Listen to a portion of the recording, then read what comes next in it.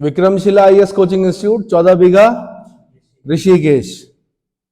भारतीय संविधान राज्य व्यवस्था कर रहे थे हम, ठीक है। एक बार फ्लैशबैक में चल के बता दूं कि संविधान में कितने पार्ट होते हैं, भारतीय संविधान में कितने भाग हैं? 22 भाग हैं। कितने भाग? 5 पे हैं हम लोग।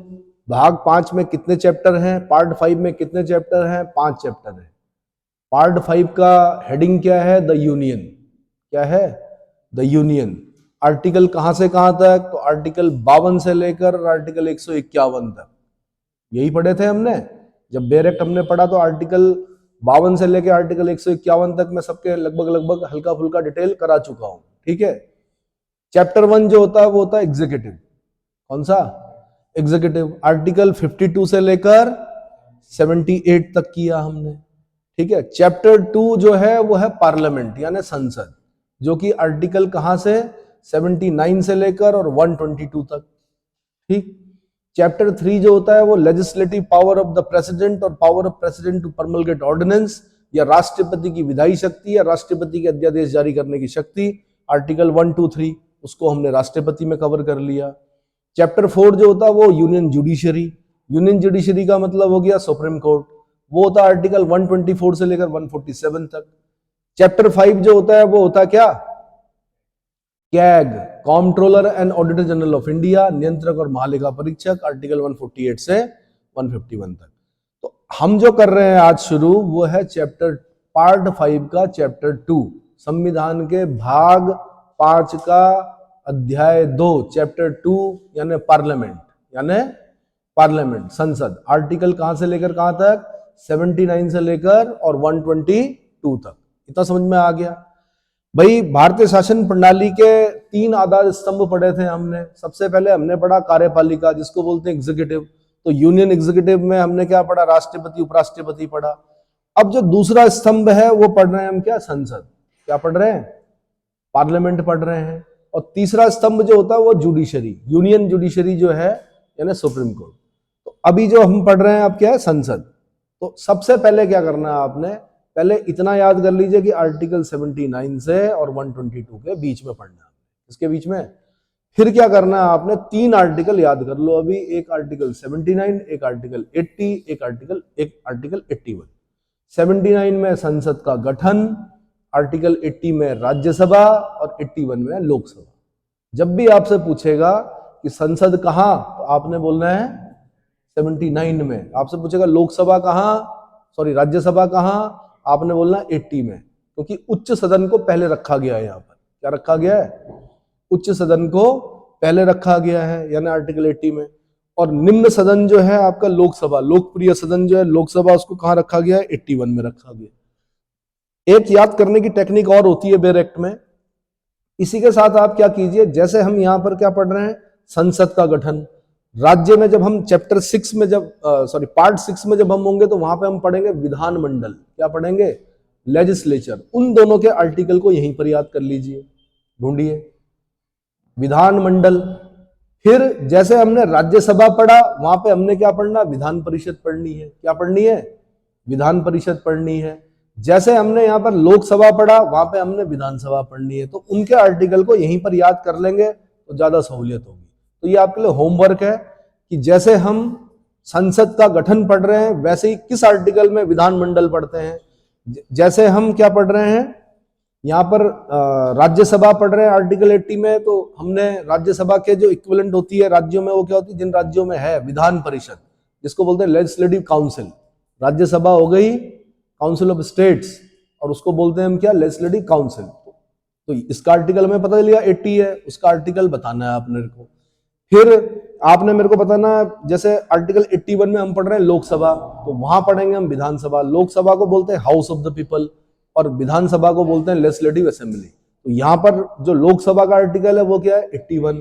तो विधानसभा का आर्टिकल क्या है ये बताना है आपने, है ना। तो अब तीनों के आर्टिकल ढूंढ लिए होंगे बेयर एक्ट से आपने। मुझे बताएंगे आप कौन कौन सा आर्टिकल है बेयर एक्ट में? बताइए जल्दी। 79 के साथ हमने किसको पढ़ना है? राज्यों में विधानमंडल का गठन, आर्टिकल 168। तो अब भी याद कर लो, 79 के साथ 168 को याद करना है।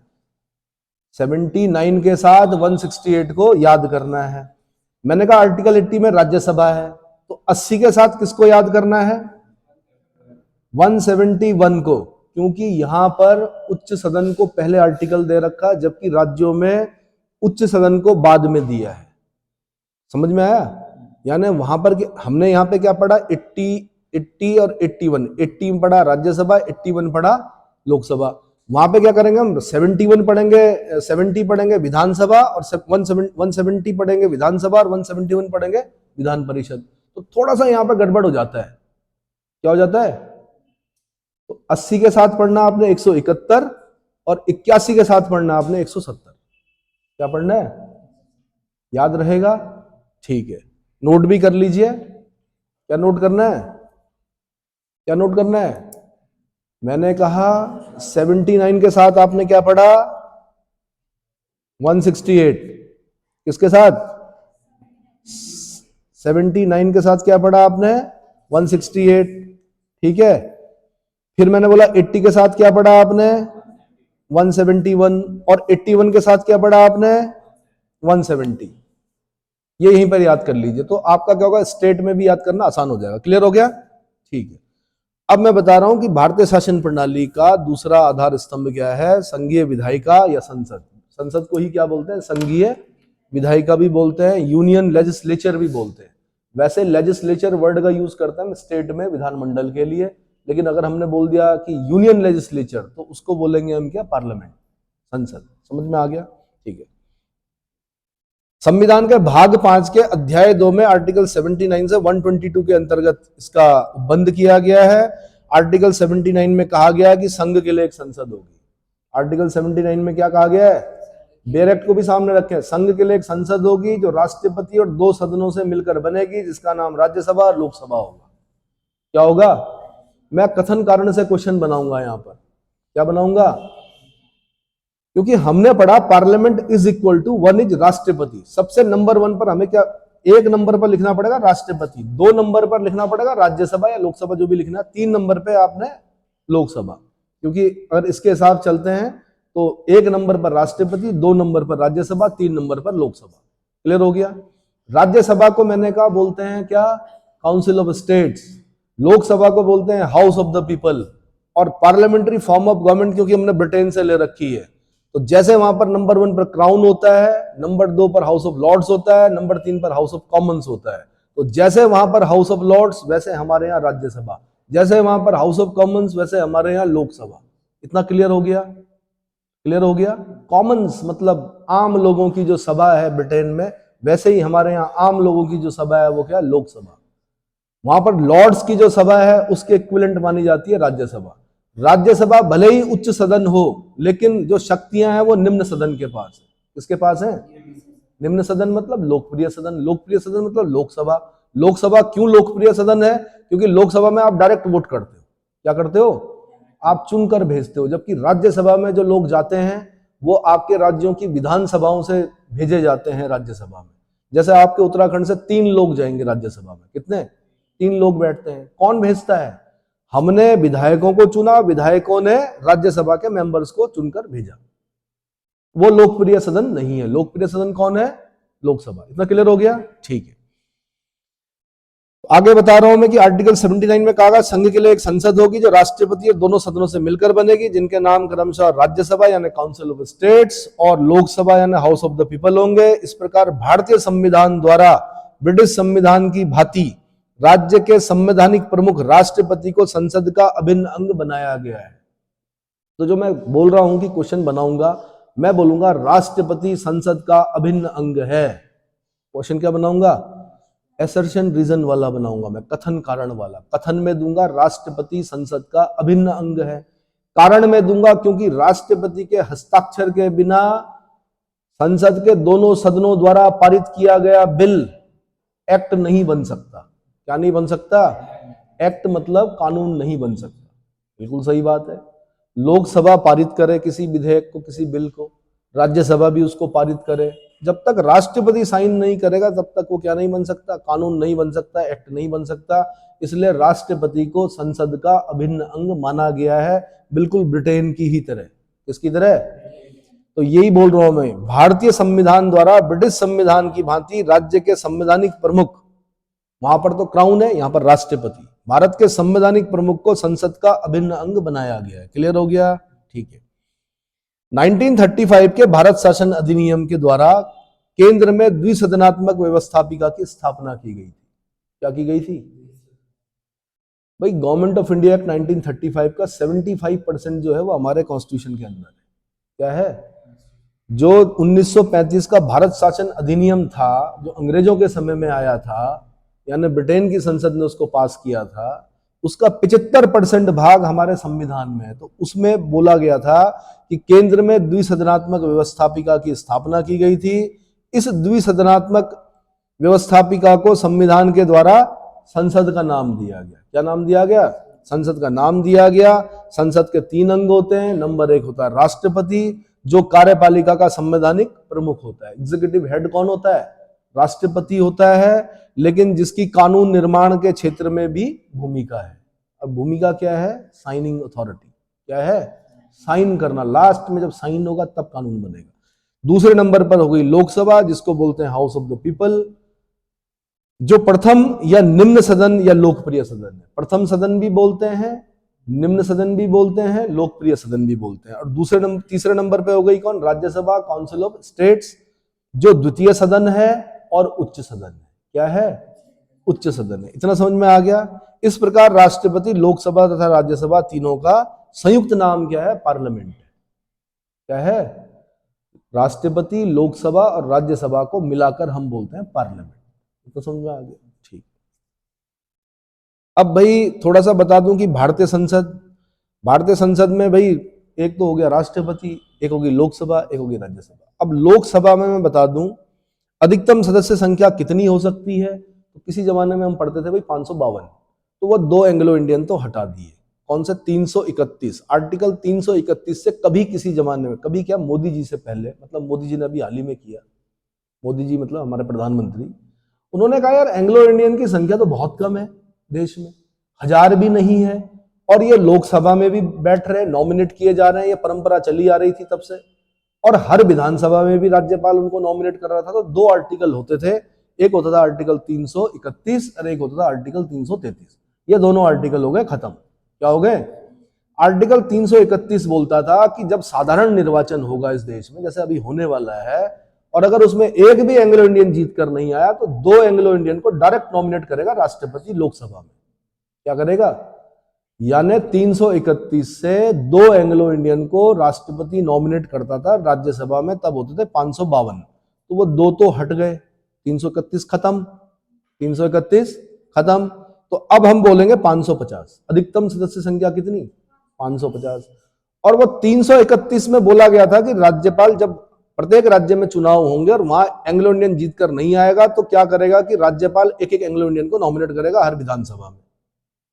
हर विधानसभा में। हम भी पढ़ते थे यार, 70+1, 70 लोग तो मेहनत कर रहे, चुनाव कर रहे, इधर जा रहे उधर जा रहे, और एक आदमी डायरेक्ट क्या हो रहा? नॉमिनेट होकर रहा आर्टिकल 333 से। वो भी खत्म। किस संविधान संशोधन से? 104वां संविधान संशोधन सन, हाँ जी, चेक करके बताएं मुझे तुरंत। 100 सन बताना है आपने मेरे को। 104, 104वां संविधान, अब 104th constitutional amendment act 2000 book में देखें या एक्ट उसमें चेक करें। तो 331, 333 की प्रथा हो गई समाप्त। तो इसलिए मैंने कहा अधिकतम सदस्य संख्या कितनी होती है? 550 होती है। कितनी होती है? 550। लेकिन अगर वास्तविक देखा जाए, बैठते कितने हैं भाई?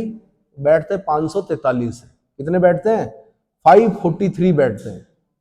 संविधान संशोधन बताएं जल्दी।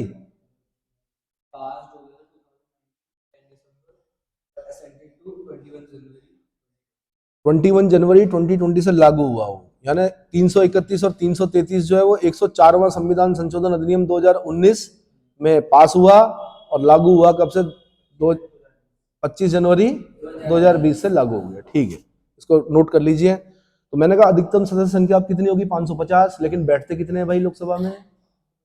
543। क्यों बैठते होंगे इतने? 7 कम कहाँ, 7 कहाँ चले गए भाई हमारे? 7 लोग कहाँ चले गए हमारे भाई? जब बोल रखा 550 बैठ सकते हैं तो 543 क्यों बैठ रहे हैं? क्योंकि कुछ क्षेत्रों में जिन्हें भारत अपना हिस्सा मानता है वो सुरक्षित रखे हुए हमने। कौन सा? पाक ऑक्युपाइड कश्मीर, अक्साई चीन, गिलगिट बाल्टिस्तान। एक न एक दिन आएगा जब वहां से भी ये 7 लोग बैठेंगे। और अभी तो 2026 के बाद ये संख्या बढ़नी है। क्या करनी है? बढ़नी है। इसके बढ़ने से पहले पहले आपकी जॉब कंफर्म हो जानी चाहिए, अगला आंकड़ा ना पढ़ना पड़े। समझ में आया? हमें तो पढ़ाना है, हमें तो यही रहना है, पर आप लोग ना पढ़े। इसलिए अभी 2024 चल रहा है, 25, 26, 26 के बाद कभी भी ये संख्या क्या हो सकती है? यानी जनगणना के सुसंगत आंकड़ों के प्रकाशन के बाद ये आंकड़े बढ़ने हैं, तब आप 550 नहीं पढ़ेंगे। ठीक है, चलो जी। अब निर्वाचित कितने होते हैं भाई? राज्यों से जो निर्वाचित होते हैं 530 बोला गया है। वैसे 530 जी राज्यों से आएंगे, केंद्र शासित प्रदेशों से 20 आएंगे। लेकिन राज्यों से कितने आते हैं? 524 आते हैं। कितने आते हैं? और केंद्र शासित प्रदेशों से कितने आते हैं? 19 होते हैं। तो 524 और 19 अगर आप जोड़ेंगे तो 543 होता है। यानी लोकसभा के अंदर 543 लोग बैठते हैं। इतना समझ में आ गया? ऐसे ही अगर मैं केंद्र शासित प्रदेशों की भी बात करूं तो दिल्ली में कितने? 7 लोग आते हैं केंद्र शासित प्रदेश। अन्य केंद्र शासित प्रदेशों से कितने आते हैं? 7 आते हैं। जम्मू कश्मीर से 5 आते हैं। 7 7 14 और 5 19। इतना समझ में आ गया? अब हम आते हैं राज्यसभा में। राज्यसभा में बोला गया है कि भाई अधिकतम सदस्य संख्या जो होगी 250 होगी। कितनी होगी? बैठते कितने हैं? 245। कितने बैठते हैं? 245 बैठते हैं। अब जो 250 अधिकतम संख्या बताई गई है उसमें बोला गया कि 238 तो निर्वाचित होंगे। 238 निर्वाचित होंगे। और इनका इलेक्शन डायरेक्ट नहीं होता, राज्यसभा वालों विधानसभाएं भेजती हैं। कौन भेजती हैं? विधानसभाओं से जाते हैं या अन्य जो प्रोसेस होगा वहां से। और जो मनोनीत होंगे वो होंगे 12। मनोनीत क्या होंगे? 12। ये पढ़ा है आपने, साहित्य, कला, विज्ञान, समाज सेवा। साहित्य, कला, विज्ञान, समाज सेवा में ख्यातिलब्ध या लब्ध प्रतिष्ठित व्यक्तियों को राष्ट्रपति नॉमिनेट करता है। कहां? राज्यसभा में। और ये प्रथा हमने आयरलैंड के संविधान से ले रखी। कहां से? ठीक है। राज्यों से कितने निर्वाचित होते हैं? 230 राज्यों से आते हैं। और केंद्र शासित प्रदेशों से कितने आते हैं? 8 आते हैं। कितने आते हैं? 8 लोग राज्यों केंद्र शासित प्रदेशों से आएंगे। राज्यों से कितने आएंगे? 230। ये बोला गया है कि ऐसा होना चाहिए, लेकिन वास्तविक सदस्य संख्या क्या है? 245 है। मनोनीत कितने होते हैं? 12 ही होते हैं। निर्वाचित कितने होते हैं? 233 होते हैं। निर्वाचित कितने होते हैं? होने कितने चाहिए थे? 238 होने चाहिए थे। 238 प्लस 12 जो होता है 250 होता है। लेकिन मैंने कहा 12 नॉमिनेट हो गए, मनोनीत हो गए, लेकिन 233 ही आते हैं। फिर दोबारा अगर मैं बोलूं कि ये 233 क्यों आते हैं, 238 क्यों नहीं आते, है ना? यानी 5 लोग कहां गए भाई? 5 लोग अब आएंगे। कब आएंगे? जब पीओके, साई चीन, ये सब क्या हो जाएगा? ठीक। राज्यों से कितने आते हैं इन 233 में? तो इन राज्यों से आते हैं 225। और केंद्र शासित प्रदेशों से कितने आते हैं? 8। केंद्र शासित प्रदेशों से कितने आते हैं? 8 लोग आते हैं।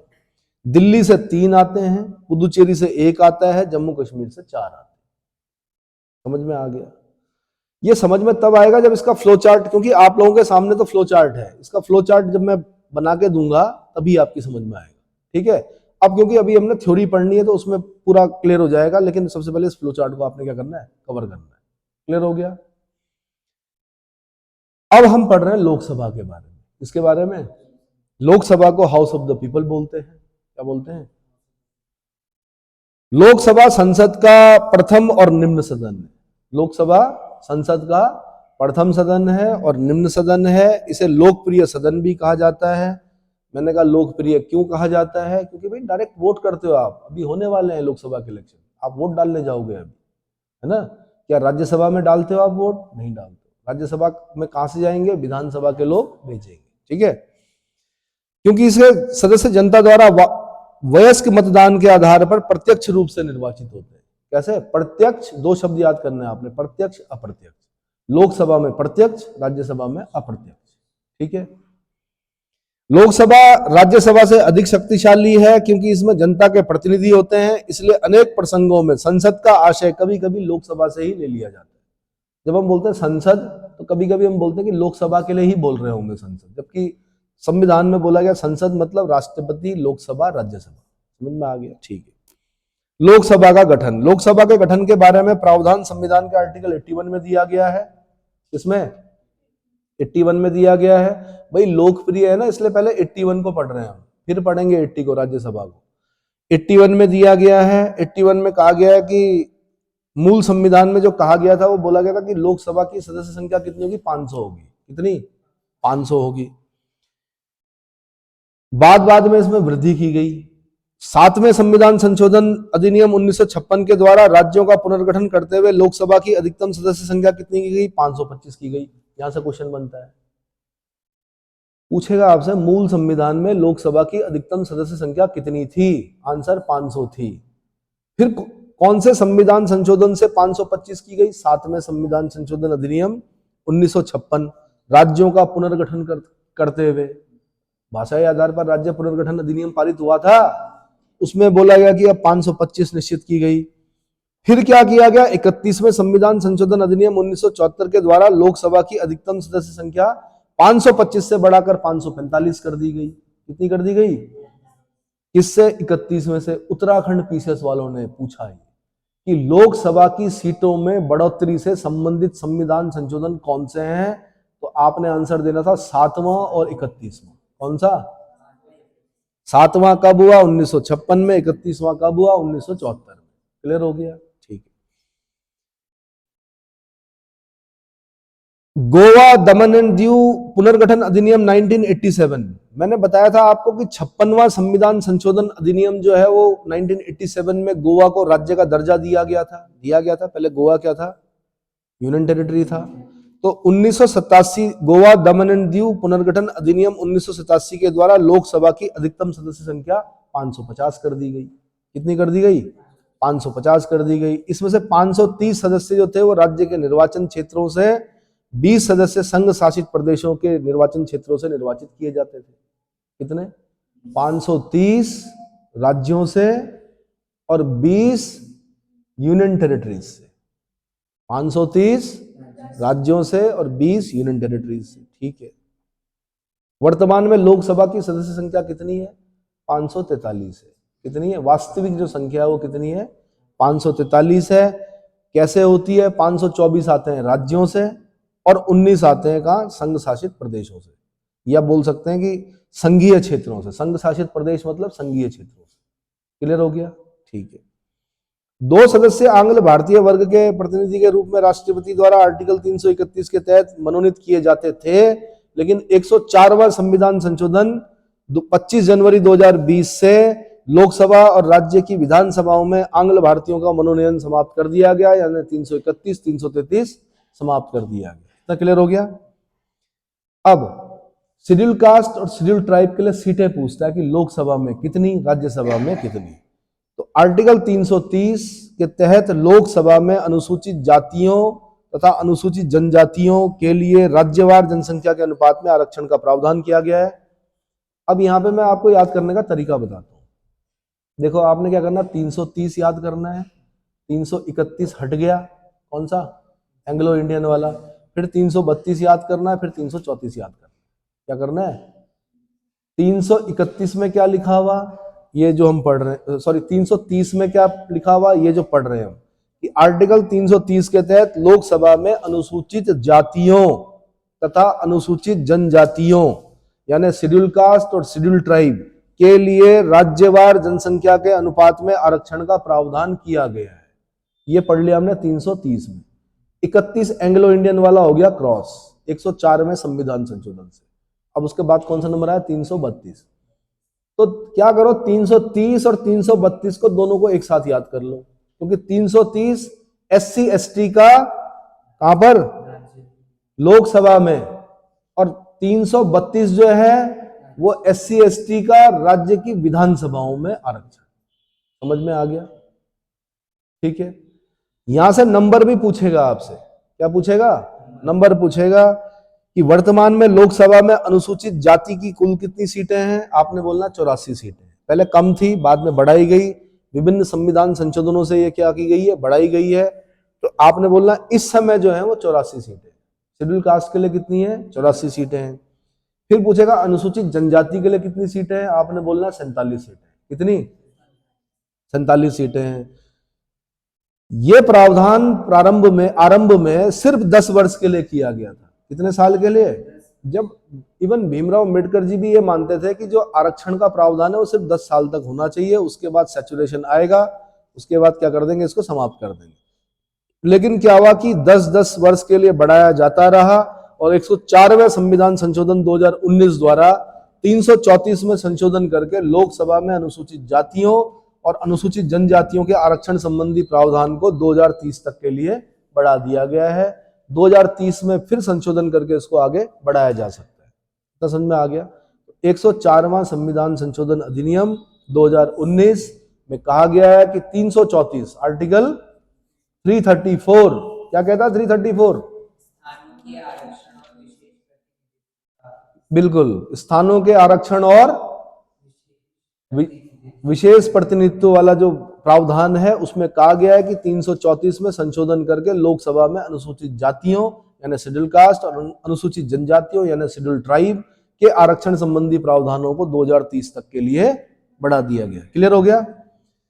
राज्य में स्थानों का आवंटन आर्टिकल 81(2) कहता है, आर्टिकल 81(2) कहता है कि लोकसभा में राज्यों को स्थानों का आवंटन उनकी जनसंख्या के आधार पर ही किया जाएगा। इस पर जनसंख्या के आधार पर किया जाएगा। और बड़ी सूझबूझ से सरकार ने क्या कर दिया था? सरकार ने बोला था भाई 2026 तक बढ़ेंगी नहीं ये सीटें, कहीं ऐसा ना हो कि राज्यसभा, क्योंकि भाई एक टाइम पे रेड ट्रायंगल चला ना, परिवार नियोजन जैसे कार्यक्रम चले, परिवार नियोजन जैसे कार्यक्रम जो है वो क्या हो? सफल हो। इसलिए कोशिश की गई कि राष्ट्रपति के इलेक्शन में 1971 की जनगणना को आधार बनाया गया और साथ में बोला गया कि तुम कितने भी बढ़ा लो 2026 तक सीटें तो बढ़नी नहीं है, इसलिए भैया मत बढ़ाओ, परिवार नियोजन जो चल रहा है उसको क्या करो? सफल करो। समझ में आया? ठीक है। और जनसंख्या को नियंत्रित करो, क्या करो? और हो रही है, धीरे धीरे नियंत्रण में आ रही है। तो राज्यों को स्थानों का आवंटन, मैंने कहा आर्टिकल 81(2) के अनुसार लोकसभा में राज्यों को स्थानों के आवंटन उनकी जनसंख्या के आधार पर किया जाएगा, किंतु प्रतिनिधित्व का अनुपात सभी राज्यों में एक राज्य के सभी निर्वाचन क्षेत्रों में यथासाध्य समरूप रखा जाएगा। इसके लिए राज्यों को स्थान आवंटित करते समय कुछ बातों को ध्यान में रखा जाएगा। नंबर एक ये ध्यान रखना आपने, प्रत्येक राज्य को लोकसभा में स्थानों का आवंटन ऐसी रीति से किया जाएगा कि स्थानों की संख्या से उस राज्य की जनसंख्या का अनुपात सभी राज्यों के लिए यथासाध्य एक ही हो, किंतु यह उपबंध किसी राज्य पर तभी लागू होगा जब उस राज्य की जनसंख्या 60 लाख से अधिक होगी। यह उपबंध कब लागू होगा? जब उस राज्य की जनसंख्या 60 लाख से अधिक होगी।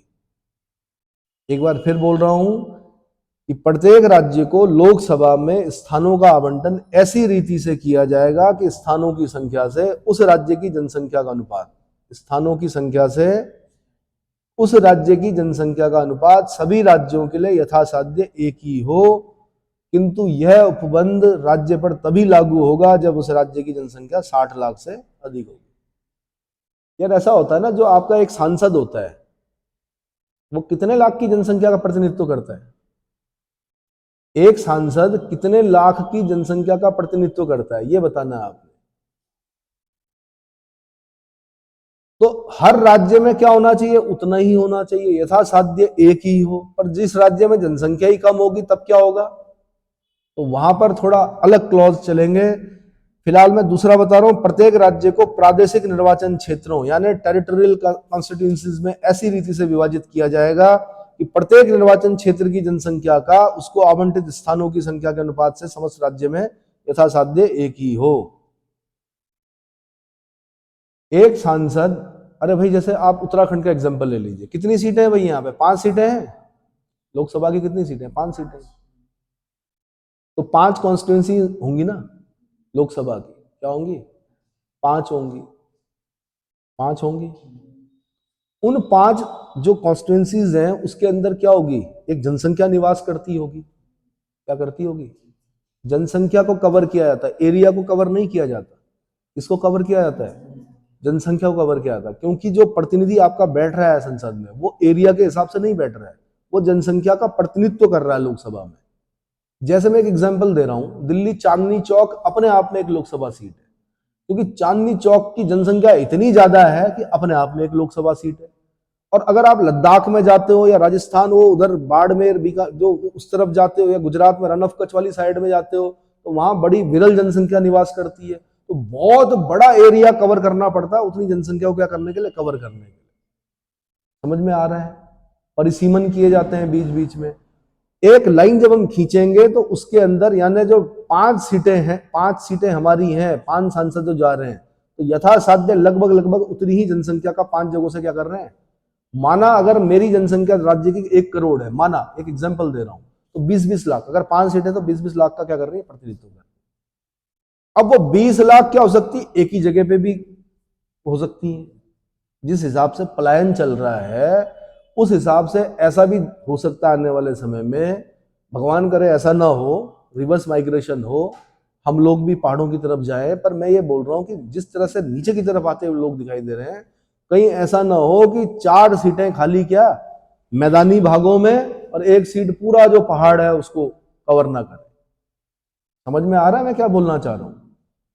कि जितने भी आपको उत्तराखंड के जितने वो दिख रहे हैं, कि पता चला उत्तरकाशी, टिहरी, रुद्रप्रयाग, चमोली, पिथौरागढ़, बागेश्वर और ये अल्मोड़ा और पौड़ी, ये सब जो पर्वतीय इलाके, इन सबको मिला के कहीं ऐसा ना हो कभी परिसीमन, भगवान ना करे ऐसा हो कि परिसीमन में वो 1 सीट बने और 4 सीटें बन जाए कहां कि जी 2 सीटें जी हरिद्वार और 2 सीटें देहरादून, या ऐसा ना हो कि हाँ 2 सीटें हरिद्वार, 2 सीटें देहरादून और 1 सीट जी उधम सिंह नगर, सॉरी 2 सीटें मतलब उधम सिंह नगर नैनीताल, ये जो मैदानी इलाका है, ऐसा ना हो जाए कि कहीं सारी की सारी क्या कि 1 सीट पूरा पहाड़ और 4 सीटें कहां मैदान। क्यों? जिस तरफ जनसंख्या होगी उन जनसंख्या को क्या करेंगे, कवर करते हुए एक सांसद को क्या किया जाता है, सीट दी जाती है, इतना कवर हो गया। समझ में आ गया? तो जो दूसरा पॉइंट बोल रहा है, प्रत्येक राज्य को प्रादेशिक निर्वाचन क्षेत्रों, टेरिटोरियल कॉन्स्टिट्यूएंसीज में ऐसी रीति से विभाजित किया जाएगा कि प्रत्येक निर्वाचन क्षेत्र की जनसंख्या का उसको आवंटित स्थानों की संख्या से अनुपात समस्त राज्य में यथासाध्य एक ही हो। और ऐसा नहीं हो कि खाली उत्तराखंड में, अरे भैया हर जगह पर ऐसा ही होगा। पर मैंने कहा जिन राज्यों की जनसंख्या कम है फिर वहां क्या होगा, तो वो पहले वाले में उसने बोल दिया कि 60 लाख से अगर कम जनसंख्या किसी राज्य की, वहां पर यह लागू नहीं होता है। कौन सा? पहला वाला क्लॉज। क्लियर हो गया? ठीक है। संविधान में यह व्यवस्था की गई है कि प्रत्येक 10 वर्ष पश्चात होने वाली जनगणना के बाद परिसीमन आयोग, परिसीमन आयोग को इंग्लिश में देखिए क्या बोलते हैं, डिलिमिटेशन कमीशन, डिलिमिटेशन कमीशन, परिसीमन आयोग लोकसभा में राज्य व संघ राज्य क्षेत्रों के प्रतिनिधियों की संख्या निश्चित करेगा। कौन करेगा? परिसीमन आयोग करेगा। और साथ में प्रत्येक 10 वर्ष में, संविधान में तो ऐसा कहा हुआ है, क्या कहा हुआ है, प्रत्येक 10 वर्ष के पश्चात होने वाली जनगणना के पश्चात परिसीमन आयोग लोकसभा में राज्यों व संघ राज्य क्षेत्रों के प्रतिनिधियों की संख्या निश्चित करेगा।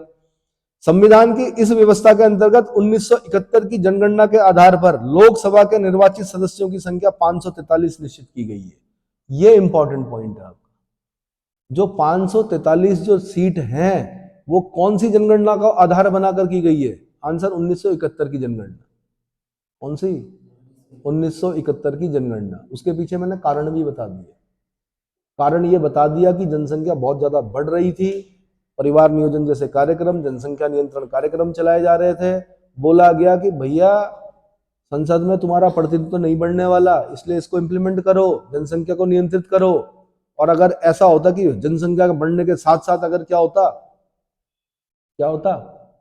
सीटें बढ़ती, तो जनसंख्या नियंत्रण जैसे कानून, तो मेरे ख्याल जनसंख्या नियंत्रण से संबंधित जो कार्यक्रम चल रहे थे वो तो असफल हो जाते। क्योंकि भाई नेताओं को क्या चाहिए? ज्यादा से ज्यादा वोटर। क्या चाहिए होते हैं? वोटर। यहां तो जो चकमा है उनको वोटर बनाया जाता है, जो रोहिंग्या है उनको वोटर बनाया जाता है, सिर्फ क्या कार्ड वार्ड देकर उनके वो बना दिए जाते हैं, क्या सीए का विरोध करवाया जाता है? क्यों? क्योंकि जनसंख्या के आधार पर एक सांसद कहां बैठता है? संसद के अंदर बैठता है। इतना क्लियर हो गया? इसमें मनोनीत सदस्य शामिल नहीं है। 42वें संविधान संशोधन अधिनियम 1976 द्वारा इस व्यवस्था को समाप्त करते हुए निश्चित किया गया कि 2000 ईस्वी तक ये निर्वाचित क्षेत्र वही रहेंगे जो 1971 की जनगणना के आधार पर निर्धारित किए गए थे, परंतु 84वें संविधान संशोधन अधिनियम 2001 द्वारा इस व्यवस्था में पुनः परिवर्तन किया गया और लोकसभा के कुल सदस्यों की संख्या तथा लोकसभा में राज्यों को आवंटित सदस्य संख्या को करीब 2026 तक, कब तक? पहले बोला 2001 तक, 2001 में फिर बोला 2026 तक, और ऐसा भी हो सकता है कि 2026 में अगर समझदार होगी सरकार तो ये भी बोल सकती है कि भैया आगे 2050 तक यही रहना है। क्या रहना है? क्या रहना है? 2000 कब बोला गया? 84वें संविधान संशोधन अधिनियम 2001 के द्वारा इस व्यवस्था में पुनः परिवर्तन किया गया और लोकसभा की कुल सदस्यों की संख्या तथा लोकसभा में राज्यों को आवंटित स्थानों की संख्या को वर्ष 2026 तक यथावत रखने का निर्णय लिया गया। समझ में आ गया? 2026 याद रखना है आपको। 24 चल रहा है, 2 साल रह गए, 2 साल के बाद पता चलेगा ये बढ़ाते हैं या यथावत रखते हैं। क्लियर हो गया? इस प्रकार अब 2026 तक लोकसभा सदस्यों की कुल संख्या 543 ही रहनी है। कितनी रहनी है? 543 ही रहनी है। 84वें संविधान संशोधन के तहत सरकार को यह शक्ति दी गई थी कि वह प्रादेशिक निर्वाचन क्षेत्रों का परिसीमन 1991 की जनगणना के आधार पर कर सकती है। तत्पश्चात 87वें संविधान संशोधन 2003 के द्वारा प्रावधान किया गया कि यह परिसीमन 2001 की जनगणना के आधार पर किया जाएगा। यह भी ध्यान रखिए। अब फिर देखो, ये बड़ी छोटी छोटी चीजें हैं, ये दिक्कत करेंगी जब क्वेश्चन आएगा डायरेक्ट। क्या आएगा? छोटा सा क्वेश्चन आता है, परिसीमन जो है वो किस जनगणना, किस मतलब कौन सी जनगणना को आधार माने, किस जनगणना को आधार मानकर परिसीमन किया जाएगा, डिलिमिटेशन जो किया जाएगा किस जनगणना को आधार। तो क्या हुआ कि 84वां संविधान संशोधन, कौन सा, उसमें सरकार को यह शक्ति दी गई थी, किसको? सरकार को, कि वह प्रादेशिक निर्वाचन क्षेत्रों का परिसीमन, प्रादेशिक निर्वाचन क्षेत्रों का परिसीमन 1991 की जनगणना के आधार पर कर सकती है। किस पर? लेकिन 87वें संविधान संशोधन अधिनियम 2003 के द्वारा यह व्यवस्था की गई कि परिसीमन 2001 की जनगणना के आधार पर किया जाएगा। इस प्रकार वर्तमान स्थिति यह है कि लोकसभा में कुल स्थानों की संख्या और राज्यवार प्रतिनिधित्व को 2026 तक यथावत रखते हुए राज्यों में प्रादेशिक निर्वाचन क्षेत्रों को 2001 की जनगणना के आधार पर परिसीमन किया जाता है। मैं लंबा इसलिए बोल रहा हूं क्योंकि मेंस में लिखना पड़ेगा। प्री में आपके काम का सिर्फ इतना है कि परिसीमन का जी आधार वर्ष क्या है? आंसर 2001। क्या कि संविधान संशोधन से किया 2001, 87वें संविधान संशोधन से। इससे पहले एक 84वां संविधान संशोधन था, उसमें क्या बोला गया था? उसमें बोला गया था कि परिसीमन 1991 की जनगणना के आधार पर होगा। तो लेकिन वर्तमान में जो प्रश्न आएगा वो पूछेगा कि जो परिसीमन है वो 2001 की जनगणना को आधार मानकर या बेस मानकर किया जाता है। क्लियर हो गया? अब परिसीमन आयोग बोला था यार प्रत्येक 10 वर्ष में बने कितने? 4 परिसीमन आयोग बने, खाली कितने? 4 बने। कब कब बने? सन निकालिए। हाँ जी, 52, 62, 72 और 2002। ये आप नेट से देख रहे हो, किताब से देख रहे हो? ठीक है, मैंने लिखवाया था तो सही लिखवाया होगा। 52, 62, 2000। अब देखो ना, 72 के बाद सीधे कहां? 2002 में। इसीलिए उत्तराखंड पीसीएस का जो 2005 का मेंस हुआ वहां पर परिसीमन आयोग पर पूछा गया प्रश्न, मेंस में पूछा गया था पॉलिटी में। ठीक है, उम्मीद है इतना समझ में आया होगा। हाँ जी, परिसीमन आयोग का समझ में आ गया। देखो भाई मैं एक चीज समझा देता हूं आपको, क्या होता है, जनसंख्या हमेशा एक जगह पर नहीं रहती है। क्या होता है, जनसंख्या घटती बढ़ती रहती है। मैंने जैसे एक एग्जांपल दे दिया आपको, पलायन की वजह से ऊपर की जनसंख्या कम हो गई, नीचे मैदानी इलाकों की जनसंख्या ज्यादा हो गई। तो क्या हम उसी को सीट मानते हुए चलेंगे? तो परिसीमन आयोग बताता है कि नहीं भाई, जनसंख्या को कवर करने के लिए वो उस एरिया को और बड़ा करेगा, और जो मैदानी इलाके हैं वहां पर छोटे छोटे क्या बनेंगी, कॉन्स्टिट्यूंसीज बनेंगी। इसकी क्या बनेंगी, कॉन्स्टिट्यूंसीज बनेंगी, और लोकसभा की सीटें नीचे मैदानी इलाकों में क्या ज्यादा हो जाएंगी और पहाड़ी इलाकों में कम हो जाएंगी। या रन ऑफ कच्छ जो है, रन ऑफ कच्छ में बहुत दूर दूर रहते हैं लोग, कहाँ रहते हैं, या लद्दाख वाला रीजन है वहां दूर दूर रहते हैं लोग। तो क्या एरिया नहीं, एरिया नहीं, जनसंख्या। तो अब उतनी जनसंख्या को कवर करने के लिए क्या करना पड़ेगा, उतनी बड़ी बाउंड्री को बाउंड करना पड़ेगा कि इतनी जनसंख्या जी, इतनी बड़ी बाउंड्री। और चांदनी चौक में जाएंगे तो इतनी सी बाउंड्री, मतलब मैप में बता रहा हूं मैं, एक छोटी सी जगह पर अपने आप में एक लोकसभा सीट बन जाएगी। समझ में आ गया, क्लियर हो गया? ठीक है, तो टाइम बता दीजिए भाई। ठीक है, तो इसमें आगे का मैं अब अगले लेक्चर में बताऊंगा, ठीक है।